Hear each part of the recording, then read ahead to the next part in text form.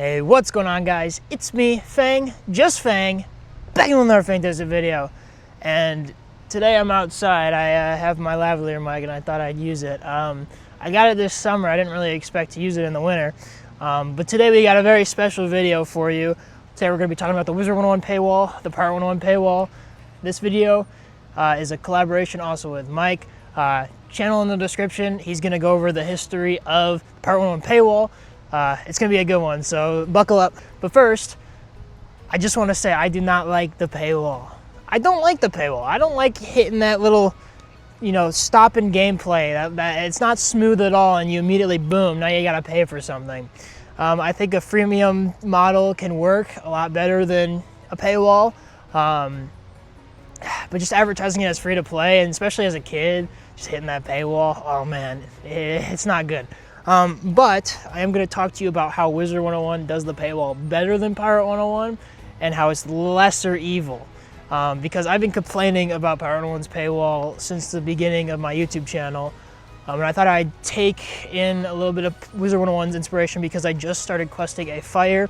Actually, we got to Avalon, so it's been it's been about a week or two. But I got to experience the new paywall for Wizard101.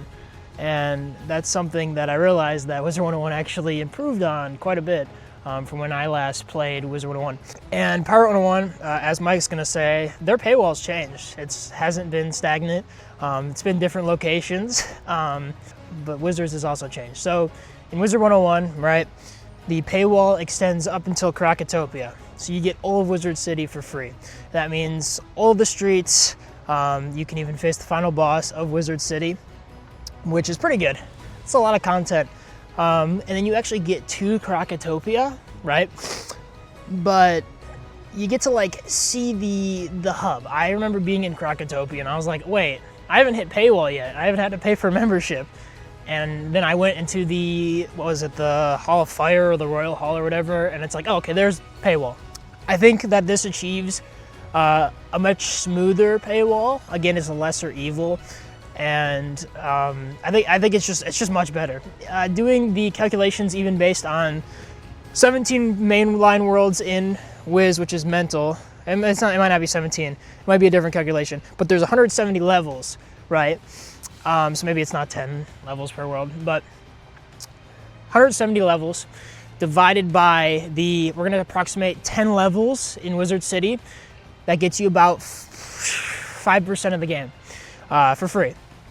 And in Pirate, we get, even if you calculate it just to level 5, we still have more percentage, which obviously you get past level 5. Level 5, you're in Blood Shoals.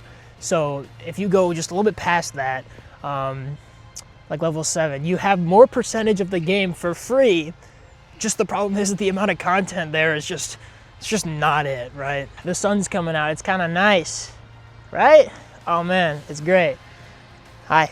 Anyways, as I was saying, there's percentage-wise, we get more of the game for free as Pirate players, but Wizard101 just has more content in general, which means they can have a lesser percentage while still giving you so much more content.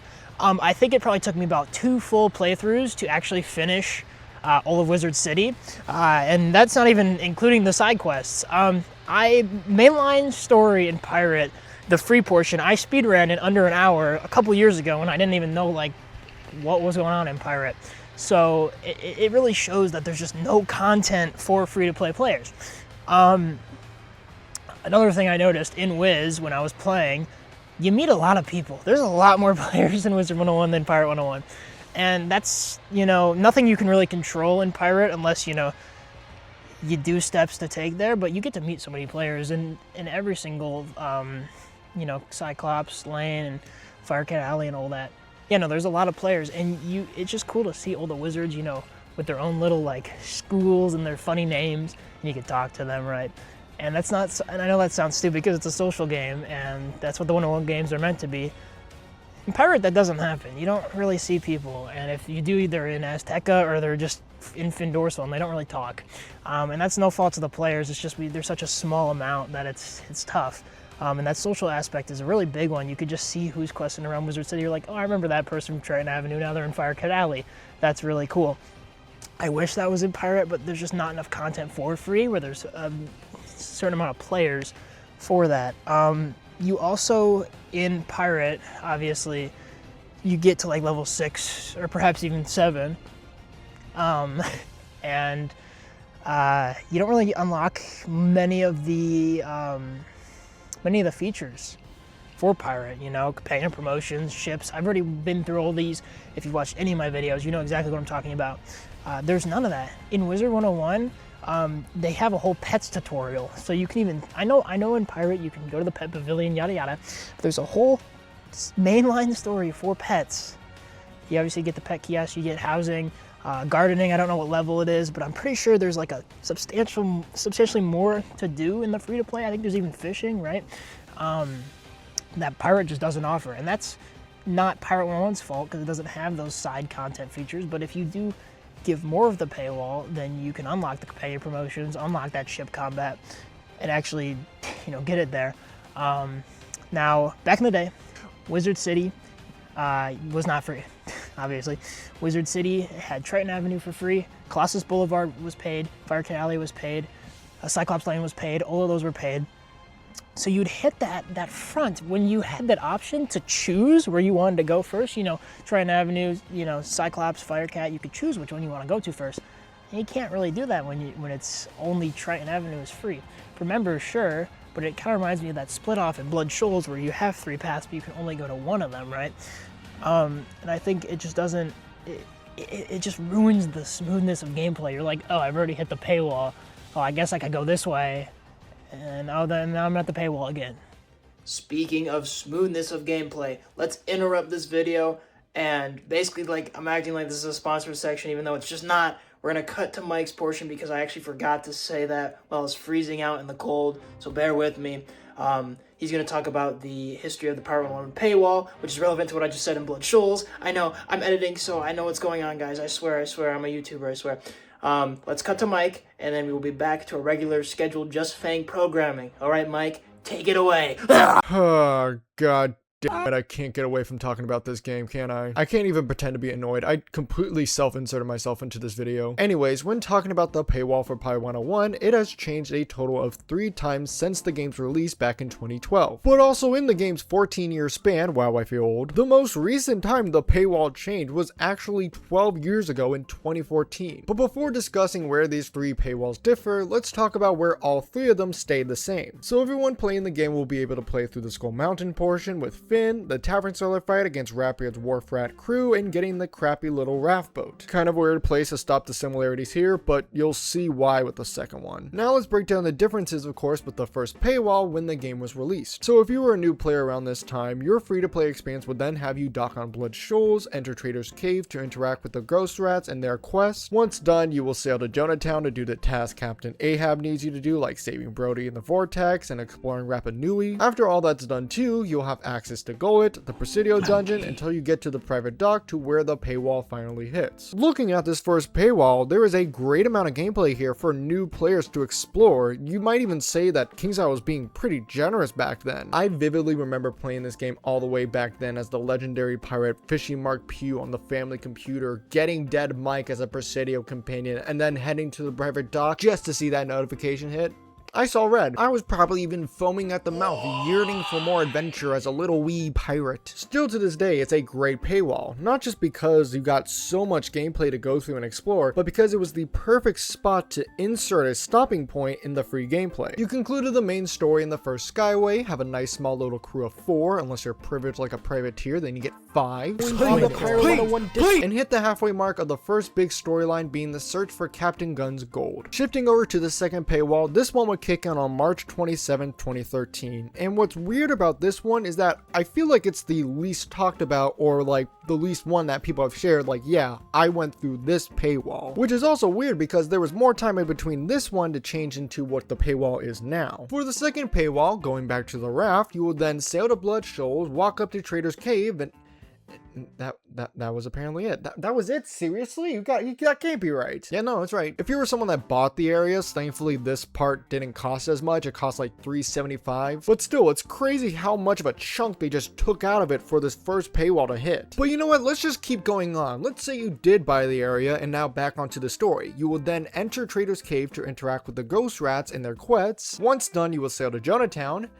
and just look at the whale. Wow. Yeah, so you would now get hit with a second paywall here, and now you have to decide if you either want to buy this area too, bite the bullet and just buy the membership, while the whole time your pirate is just whale watching. Pretty much what they did was they took the first free-to-play experience and they just broke it in half. Thankfully, existing players didn't have to worry about buying the area too. They were given the area for free. But that doesn't change it from it still being worse. That first paywall is honestly a momentum killer as you get the raft and continue to chase on Ratbeard, who is the equivalent of being right across the street, but are then told you cannot continue forward because that's breaking and entering. The second paywall that hits when you get to Jonatown isn't as bad. You finish the Ghost Rats quest but still get stopped just the same, but at least it closes off this little mini chapter of chasing Ratbeard and getting Guns Gold. Get the fuck. Still bad, but it's no longer worse. Then that leaves us with the third and final paywall of the game that was introduced on May 12th, 2014, and what Dearest Chupo got to experience. Something to keep in mind, of course, was not only did the paywall change here, but also they added new additions to the game, along with changing and expanding the prologue quest for the Ghost Rats for there to be more to do. In the third paywall, you will dock on Blood Shoals, enter Trader's Cave to interact with the Ghost Rat, specifically Manny's questline. I think he's this dead rat. That will then have you explore a new part of Blood Shoals, being Zol Akmul, and connecting the wizard storyline more with Pirate here. Once you hit Manny's questline, you will then move on to the other two and be hit with the paywall. So I think we can all agree that this one is flat out much better than the second one, but this one still has its pros and cons, of course. One pro is that it expanded the Ghost Rats quest and gives you a taste at what it's like to now play it if you're interested to play the other two. It also just gives you something to go through with the new additions this update brought. As for cons though, it still has that little awkward halt by not letting you complete the other two Ghost Rat quests. Not only that, but it's not a 2-in-1 deal when you buy one of the areas. You have to pay for each individual one. Then once you complete the Ghost Rats quest, you again sail to Jonatown and hit that paywall and are stuck whale watching for a bit again. It really does just narrow it down to it being more worth it to buy a membership, or at least get far enough into the story to where once the membership expires, you don't really need to buy those areas. You just buy the areas afterwards and you save yourself a few crowns. Though to me, in a perfect world, you would have that first paywall along with everything that is now currently in the game. And that, folks, is your brief history rundown of the Pirate101 paywalls throughout the years. If you're not already and you like what you saw here, a like on this video would be appreciated. Definitely follow me on my other social media platforms, but also subscribe, as that would put a smile on my face. Now that my part is over, I'm gonna disappear from talking about this game again and heading back to Big Sexy Red over there. Okay, bye. It's just not smooth. I think allowing them to do the entire world, plus even seeing that next world, it's going to incentivize them like, hey, I've created a solid foundation here, right? My wizard, his name is Austin Bearweave. That was my first balance wizard. Super bad name, oh my days, but I was like 9 years old, so it doesn't matter. Good old Austin Bearweave, right? I made my character. I've gotten, what's the 3 pip spell? Locust Swarm, right? I got my Locust Swarm. You know how it goes. You get that, and you feel more powerful. I remember when I got to level 10, I felt so powerful, right? Just getting that 3 pip. You get that for free in the free-to-play. You're already at level 10, which I know doesn't seem like a lot, but for Pirate, that'd be so much, right? If we think about it, when we get to level 10 in Pirate, you are talking to Frogfather and you're in the Presidio. But no, you get to the Presidio, right? And you get to level 10. I remember that fight that you first unlock it. When you get to level 10, you just beat everyone up. It's great. If we gave, again, that whole Skull Island Skyway plus it's not the Trade Winds one, it's the other one. If we give that to the player, right? That unlocks so much more of the game for them. Makes them feel like they're more powerful since they finally got to that tier 2 of gear with the heavy weapons, especially for Buccaneer, or you get new powers for every other class. It just feels like you're starting to create a character. And I think that's really what Wizard101 achieves very well, that I didn't realize was so good. You get to feel like you're your character, and you get these more powerful spells, and then you're like, okay, I'm in Krakatopia, I can continue now. I've already done a world, let's do another world, let's pay for paywall. It just incentivizes them to go ahead and do that. Whereas Pirate, you hit the paywall, you're like level 6 or something, right? Oh, I did a little bit of that Azteca, or I didn't even do that and I picked the other path and I'm already at a paywall? What the heck? I'm not playing this game. I haven't done anything yet, right? It's been 40 minutes of gameplay and I'm already done. It's probably faster now with the first time user experience shortening it with Sergeant Shepard and whatnot. But no, it's not good. And I think Pirate101 doesn't achieve that feeling that Wiz does.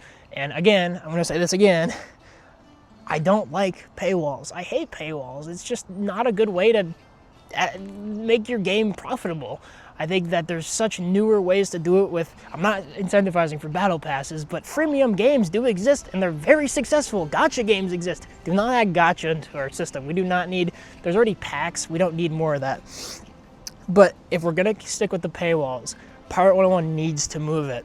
And I think this is something where I've seen in Wiz, they've successfully done this. There's plenty of players playing for free. I've seen players, tons of players in Croc. It gets less and less, obviously, but there's people who do pay for paywall. And I think the conversion has to be much higher in Wiz than Pirate. If you just look at the pure stats, it just makes sense because you're actually being able to establish that character, right? And it sucks because King Zal can do it. We've seen King Zal do it, right? With their own game. Yeah, wow. Wizard101 and Pirate101 are made by the same company. We've seen them do it. I know you're giving up a lot of percentage of Pirate101's gameplay if you are opening it up to Frogfather and even Captain Gun. But you gotta realize that if you want more content, right, you want level 80 and stuff, you need players. And to get players, you need them to feel like they're a pirate. They're starting to go, right? And it's just, hi puppy. And it's just tough when you hit that paywall so fast. And you feel like you haven't established anything, and you're gonna go on to the next game, and maybe you've already played Wiz, and then now you're playing Pirate, and it's like, oh wait, this game already is done for me. I need to know what you guys think, right? Because I've seen a King Zal game do it successfully. Well, as successful as a paywall can be, right? And maybe it's rose-tinted glasses, but I feel like I don't have that for Wiz. Like, I love Wizard101, sure. I used to play it. It was the first game that I played before Pirate. But Pirate's got a special place in my heart. Oh, I just bumped my mic, I'm sorry. Pirate has a special place in my heart. Wizard101 doesn't have that. And I see Wizard101 being very successful in the way they are conducting their paywall. Now that I've seen that firsthand, it's really opened my eyes to show that, hey, Pirate101 can really do this, man. And it's in the realm of possibility. And let me know in the comments how you think they should approach it. And if you agree with me, if Wizard101's paywall is, still too strict, I assume it can be.